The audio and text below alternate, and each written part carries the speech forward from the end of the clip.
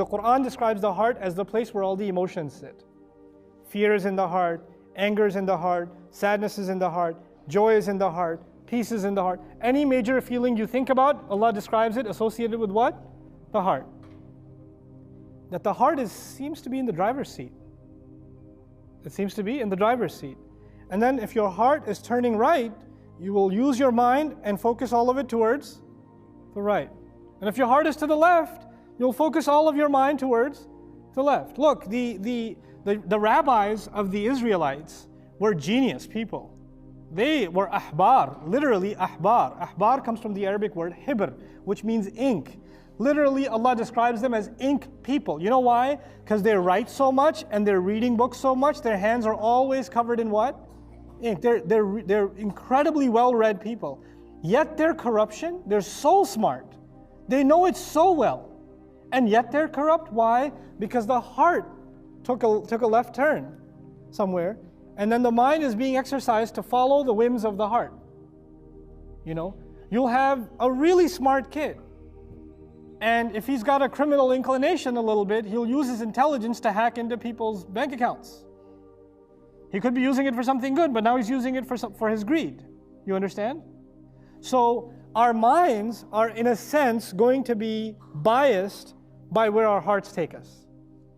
So what Allah aligns first in the Quran is what? The hearts. And then He appeals to the mind. And the argument is, if the heart is not aligned first, then no matter how much you try to reason with the mind, it just won't see it, because it's already pulling in a different direction. You could give all the logical explanations you want, somebody just doesn't want to hear it, because it's not their mind that's the problem, it's what? It's their heart. And you've experienced this in life. You've had conversations with someone who says, I'm not convinced. And then you sit with them and you crush all of their arguments. And now they're angrier than they were before. Why are they angrier? Because now that you took away the excuse that their mind is not convinced, it only exposed the fact that it was their heart that didn't like it. Their heart, and when that got exposed, it made them upset. So the heart and the mind are two separate faculties. I want to give you a visual. If I had a drawing board, I would draw this out for you, but I'm just going to give you, just make a mental note of this, okay? Allah Azza wa Jal made us of several components, like Lego blocks, our personality. So Allah will describe our heart, and inside the heart He describes there's something called light. There's something called light. That light is basically an analogy for the ruh. The ruh that Allah created. In English literature they call it the soul, right? That is something that the angel brings from Allah and pours it inside the womb of our mother and goes straight inside our heart. Okay, that's where that goes. Now, that ruh was in the company of Allah. That ruh was where? Company of Allah, which means it was in the company of the most beautiful. And so when it comes, it has the perfect iman. Iman as though you've seen Allah, because it has. Because it has. It was in Allah's presence. Allah actually spoke to it directly, ayah 172 of Surah Al-A'raf. Allah spoke to each one of our arwah, our souls, directly, and we responded to Him. So we've actually come in this earth having already had a conversation with Allah ourselves, which is pretty amazing. So a child is pure. When we hear the hadith, a child is pure. It's pure because the heart has an uncontaminated ruh inside it. You with me so far? Okay. Now, that's the ruh. But this heart has another guy in there. We've got multiple things going on. We've got something in there called the nafs. There's the ruh and there's also the nafs. Now the thing about this nafs guy, nafs comes from tanaffasa, to breathe. And nafs and nafis is something elegant. Nafs, when you breathe, there's two things. There's exhale and there's inhale. Nafs is something turbulent. It goes this way, it goes that way. It comes out, it goes in. It pours out, it goes in. It changes. It alternates. The nafs will want something. It'll see something beautiful, it'll want to look at it. It'll smell something delicious, it'll want to taste it. It'll see something nice and want to acquire it. That's your nafs.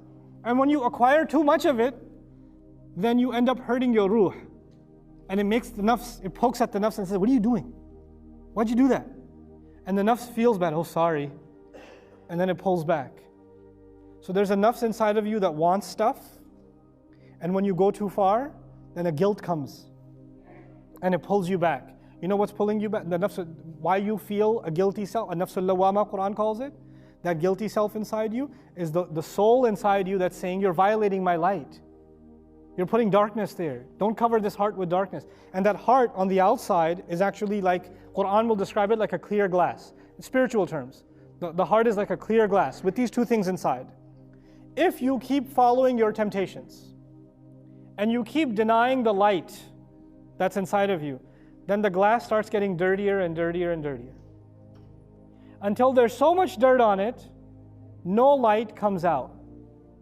But the problem is, when no light comes out, also no light gets in. If you cover your life in so much indulgence, so much desire, so much temptation, so much greed, and you completely drown yourself in it, then even when the light of the Quran is heard and it goes all the way knocking on your heart, it can't get in because there's already a layer of dirt on it. That needs to be cleansed first before light of the inside can meet light of the outside. That's what Quran calls nurun ala nur, light on top of light. But for those two lights to meet, the glass has to be what? It needs to be clean. There's this light inside of us because we spoke with Allah, remember? The light inside of us is the one that already spoke with Allah.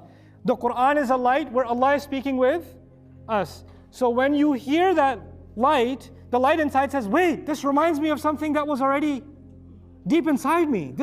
I feel like I'm drawn to this. I can't even explain why. And you know why you'll be drawn to it? A person will be drawn to it. And there are so many people who say, when I read the Quran, I felt like something inside me was saying, this is familiar. You know, and that's exactly what that is. The light inside of them is saying, this is the light I've been craving.